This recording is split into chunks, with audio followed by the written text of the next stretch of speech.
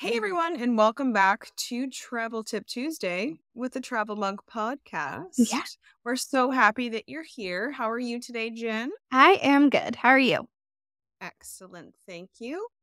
This week, we wanted to take a bit of time and talk about using public or free Wi Fi when you are traveling. So, paying for data from your cell phone carrier, especially if you are from Canada, when traveling, it can be costly. We've learned this many a time. We still do it, but we've learned that it's certainly costly.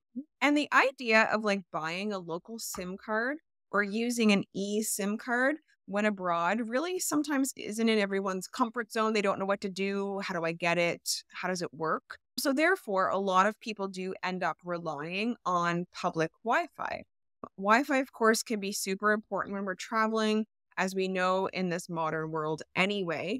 But when you're traveling, you may need it to find directions, get your check in information for flights or hotels, or even just to see what to do in the area that you're in.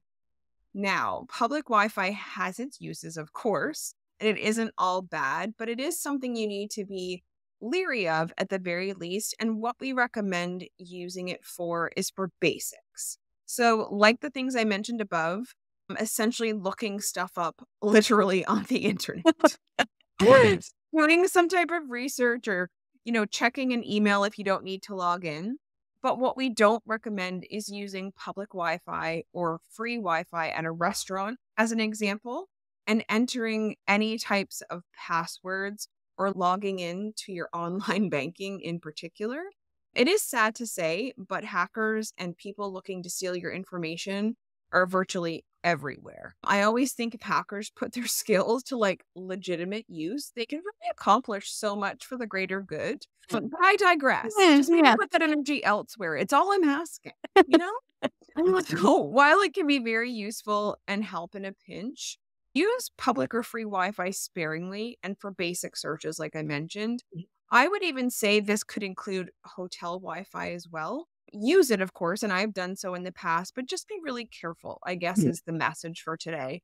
Yeah. So, Jen, when you guys are traveling, do you usually travel when outside of Canada connecting to the internet, or what do you guys choose to do? Usually I use data and Wi-Fi, but I have a lot of data on my package. So I usually use that quite a bit, although it does suck paying the daily fee. So lately we have been doing that. I definitely use hotel Wi-Fi like 100%. And definitely always good to be careful about logging into things and especially online banking, of course. I do want to share just a little tip. So I use something called LastPass. So it does have a free version. I have the paid version. I use it for my work, but I also use it for my personal passwords as well. So essentially, it's a password manager. It does help you create unique passwords that are just literally a random jumble of letters, numbers, symbols, so that all of your passwords are different. And then it also monitors your passwords in case they have been compromised online, it will alert you and then you can go in and change that password. So just something to think about even when you're not traveling. Yeah, no, I have that as well. And then Peter uses something called Bitwarden, which is very similar idea. So it's a really great idea. And you can use Yeah. that on your cell phone or your obvious laptop or whatever. Yeah.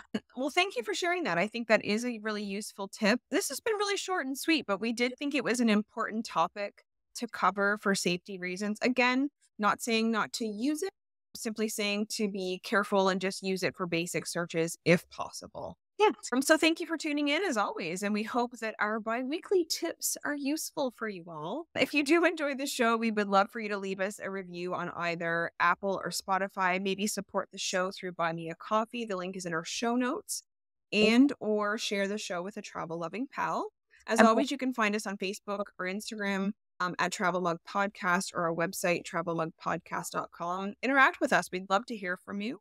And until next time, take care and Bye.